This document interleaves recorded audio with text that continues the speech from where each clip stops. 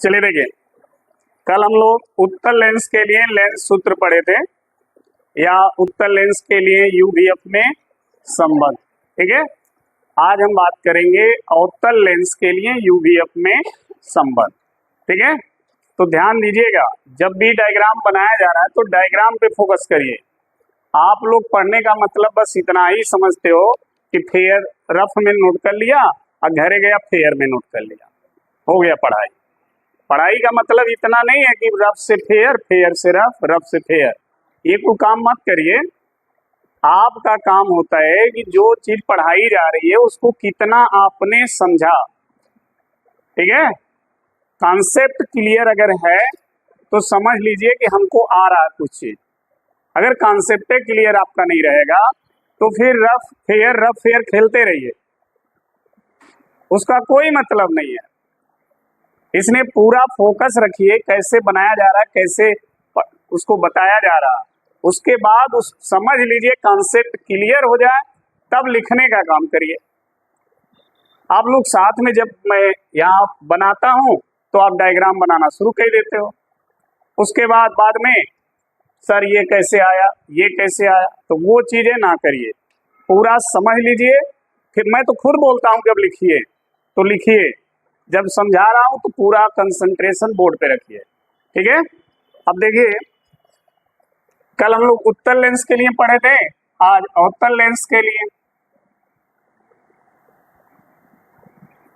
अवतल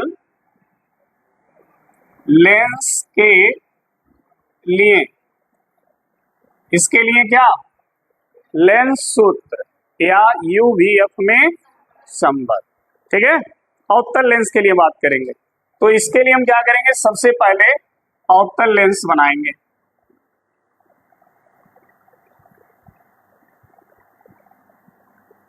अब इतना बड़ा फिगर बनाने के बाद भी आपको ना समझ में आए, ठीक है, हाँ क्या हो गया, नहीं दिख रहा है? अच्छा, चलो चलो, उसको दिखाई दे रहा है। और ये है इसका मुख्य अक्ष। ठीक है, इसमें देखिए, इसमें जब भी आप यूवीएफ में संबंध पढ़ेंगे तो इसमें आप वक्रता केंद्र को नहीं दर्शाना है, आपको मुख्य फोकस को दर्शाना है। और लेंस में सभी को पता होना चाहिए कि प्रथम फोकस और द्वितीय फोकस, दो फोकस होते हैं, चाहे वो उत्तल लेंस हो चाहे वो अवतल लेंस हो। ठीक है, अगर इसका ये पहला पृष्ठ है, इसका फोकस इधर होगा, इसको बोलेंगे F1। ठीक, और ये इसका दूसरा पृष्ठ है, इसका फोकस इधर होगा, इसको बोलेंगे F2। ठीक है, अब ध्यान रखना, हमने वस्तु को इसके मुख्य अक्ष पे रख दिया, O डैश। मान लिया वस्तु की लंबाई है, नहीं अभी रेखीय आवर्धन की बात नहीं कर रहा, उसमें मानेंगे लंबाई, ये वस्तु है। ठीक, यहां से एक प्रकाश की किरण मुख्य अक्ष के समांतर जा रही है। ठीक है, ध्यान देना, ये मुख्य अक्ष के समांतर किरण जा रही है और इसका यहां से होगा अपवर्तन। ठीक है, अब और अवतल लेंस की विशेषता है कि मुख्य अक्ष के समांतर पड़ने वाली किरण को क्या करती है, फैला देती है, इसीलिए तो अवतल लेंस का नाम अपसारी लेंस रखा गया। तो ये मुख्य अक्ष के समांतर पड़ने वाली किरण को ऐसे क्या करेगी, फैला देगी, और इसी किरण को जब पीछे की तरफ बढ़ाएंगे तो देखेंगे कि यह इसके मुख्य फोकस की ओर आ रही है, ऐसे दिखाई देगी। ध्यान रहे, मुख्य फोकस से होकर ये डॉटेड लाइन जाएगी और ये पॉइंट हो गया ए, और ये हो गया इसका प्रकाशिक केंद्र, ये होता है ध्रुव, मालूम है ना ऐसा। चलिए, दूसरी जो किरण है वो इसके प्रकाशिक केंद्र से जाएगी, ऐसे स्केल से आप बनाएंगे एकदम सीधा, प्रकाशिक केंद्र से इसको मिलाएंगे, ऐसे जाएगी। ठीक है,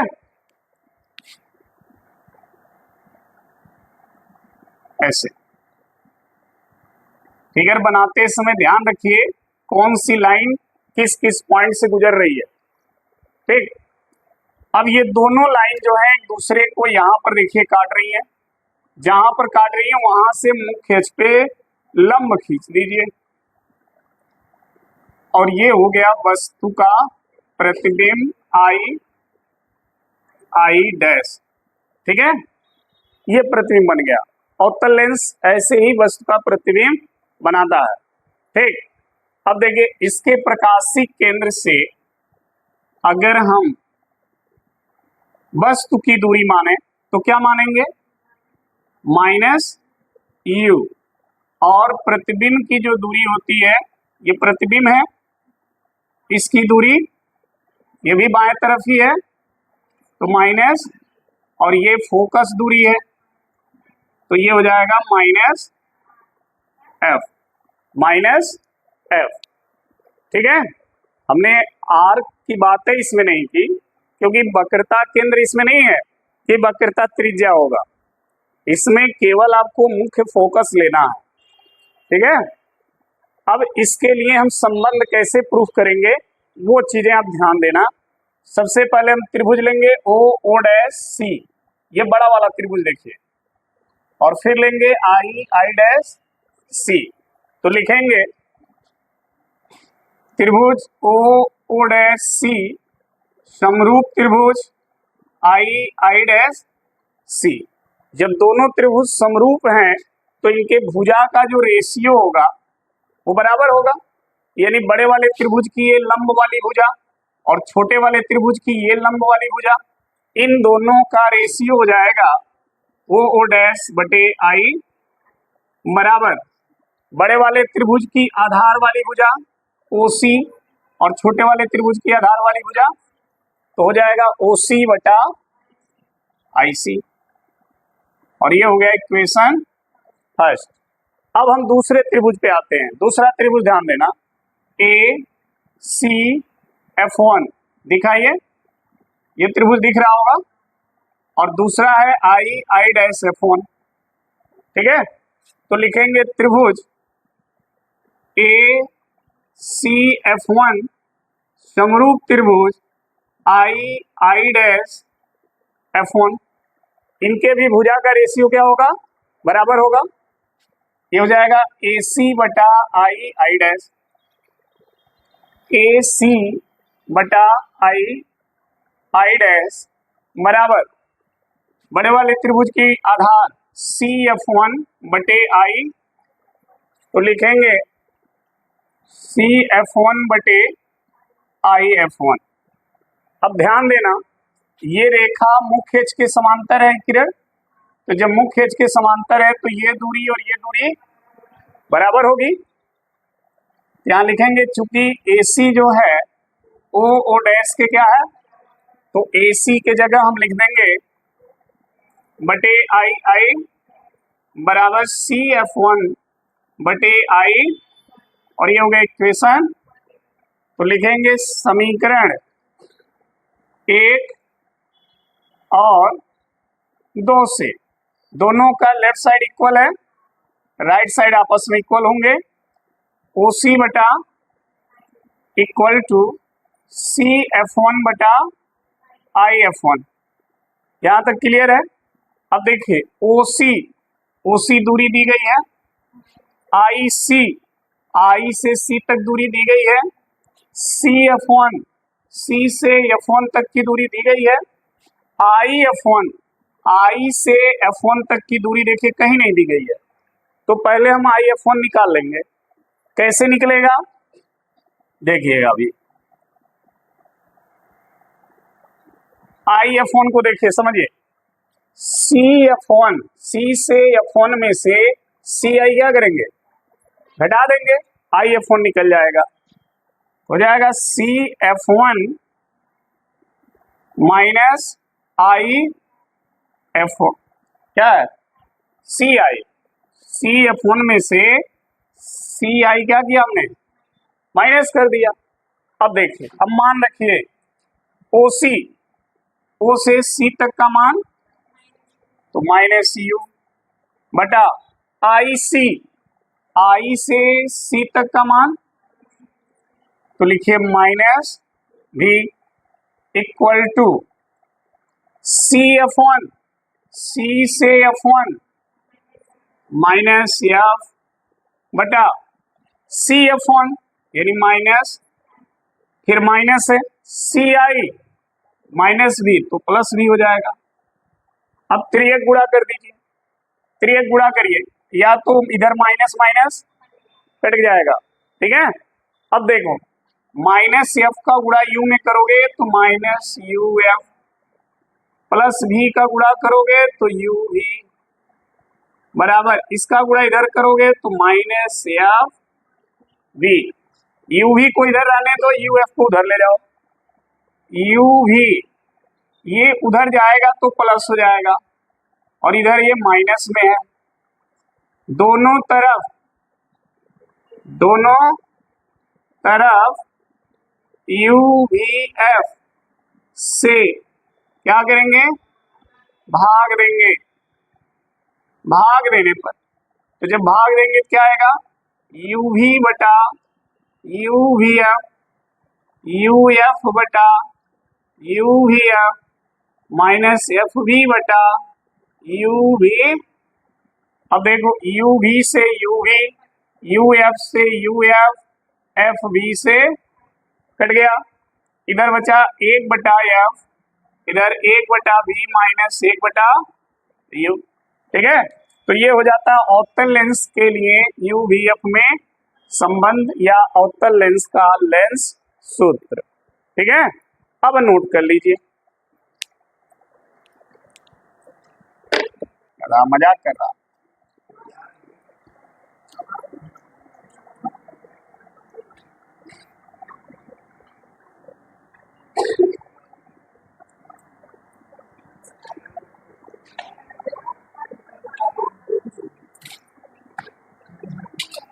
चलो देखो रेखीय आवर्धन, हेडिंग लगाओ, रेखीय आवर्धन,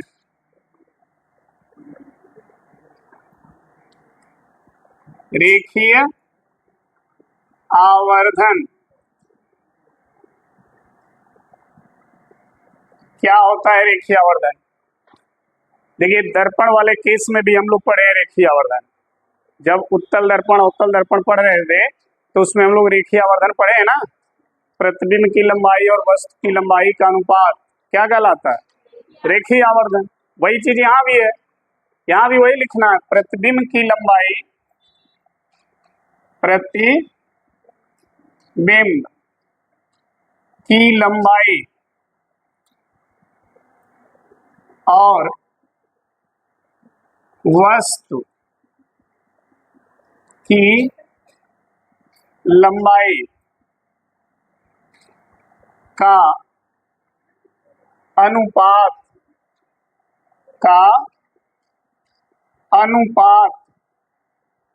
रेखीय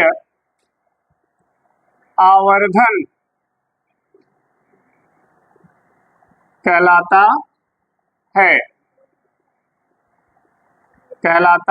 है। इसे एम से प्रदर्शित करते हैं, ठीक है। फॉर्मूला क्या होता है इसका, यम बराबर प्रतिबिंब की लंबाई बटे वस्तु की लंबाई, यही सूत्र है रेखीय आवर्धन का, ठीक है। इसके लिए ध्यान रखना, यहां भी हम एक बार उत्तल लेंस के लिए रेखीय आवर्धन पढ़ेंगे और एक बार अवतल लेंस के लिए।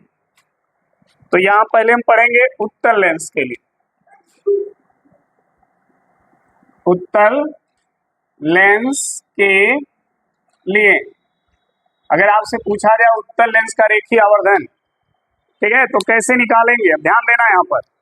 इसके लिए क्या करना है, एक उत्तल लेंस ऐसे बना लेना, ठीक है। ये उत्तल लेंस, ये हो गया इसका प्रकाशिक ये हो गया मुख्य अक्ष, ये हो गया इसका फोकस पॉइंट, ठीक है। और यहां पर हमने एक वस्तु रख दिया ओ ओ डैश। यहां से एक प्रकाश की किरण मुख्य अक्ष के समांतर जाएगी और जाने के बाद अपवर्तन होगा, अपवर्तन के बाद मुख्य फोकस से, और एक प्रकाश की किरण प्रकाशिक केंद्र से जाएगी ऐसे, ठीक है। ध्यान रखना, एक किरण जो जा रही है वो मुख्य अक्ष के समांतर जा रही है और दूसरी किरण जो जा रही है वो प्रकाशिक केंद्र से होकर जा रही है। दोनों किरण एक दूसरे को जहां पर काटेंगी, ठीक है, वहीं पर वस्तु का इमेज बनेगा। तो कहाँ काट रही है, देखिए यहां पर, जहां पे काट रही है वहां से मुख्य अक्ष पे सीधा लंब डाल दो ऐसे, और ये हो गया प्रतिबिंब आई आई डैश, ठीक है। ऐसे फिगर बना लो। अब देखो, वस्तु की दूरी माइनस यू, प्रतिबिंब की दूरी माइनस भी, ठीक है, सॉरी प्लस भी। अच्छा, वस्तु की जो लंबाई है उसको हमने y1 मान लिया, प्रतिबिंब की लंबाई, क्योंकि देखिए मुख्य अक्ष से ऊपर दूरी प्लस होती है और नीचे माइनस होती है, ठीक है। जब फिगर बन जाए तो फिर देखिए डिफिनीशन में लिखा है प्रतिबिंब की लंबाई, बाद में लिखिए वस्तु की लंबाई। तो पहले प्रतिबिंब वाला त्रिभुज लेंगे, फिर बाद में यहां लिखेंगे त्रिभुज, प्रतिबिंब वाला त्रिभुज है आई I dash, I I dash C, समरूप त्रिभुज ओ ओ डैश सी।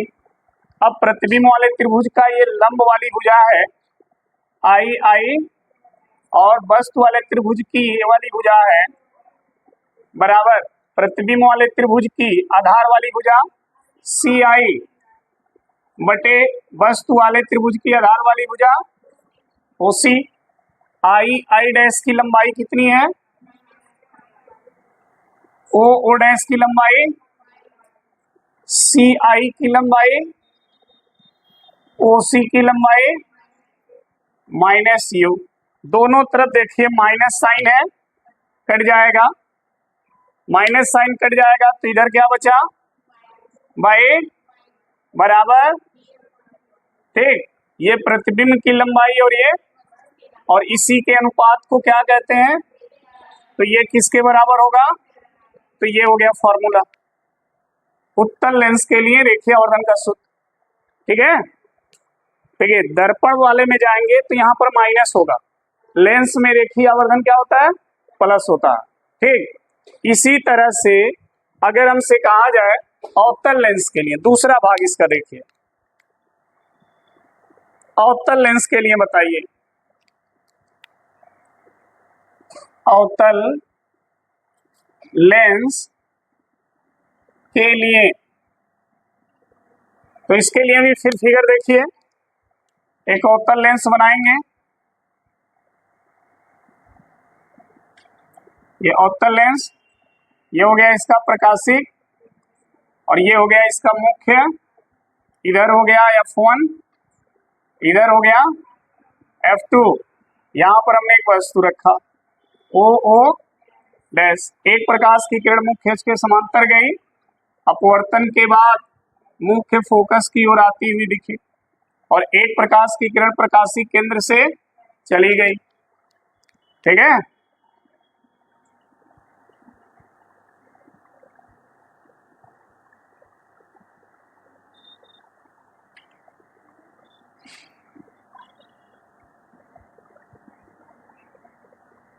ठीक है, जहां पर दोनों काट रही हैं वहीं पर वस्तु का क्या बनेगा, ये प्रतिबिंब बन गया आई आई डैश, ये पॉइंट ए, ठीक है।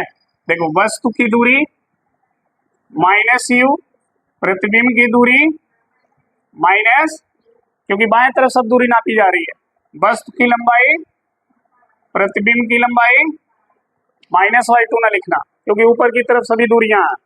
अब देखना ध्यान से, यहाँ पर भी प्रतिबिंब वाला त्रिभुज पहले लेंगे, तो प्रतिबिंब वाला त्रिभुज है आई आई डैश सी और वस्तु वाला त्रिभुज है ओ ओ डैश, यहां लिखेंगे त्रिभुज आई डैश सी समरूप त्रिभुज ओ डैश सी प्रतिबिंब वाले त्रिभुज की लंब वाली भुजा बटा वस्तु वाले त्रिभुज की लंब वाली भुजा प्रतिबिंब वाले त्रिभुज का आधार वस्तु वाले त्रिभुज का आधार आई डैश की लंबाई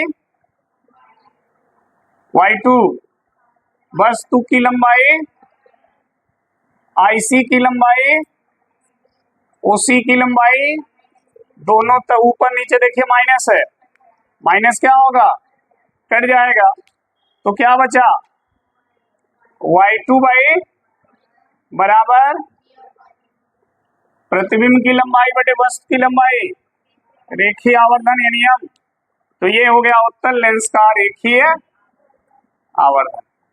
ठीक है, ऐसे दोनों लेंस के लिए रेखीय आवर्धन ज्ञात कर लेंगे। ठीक है ना, नोट कर लीजिए।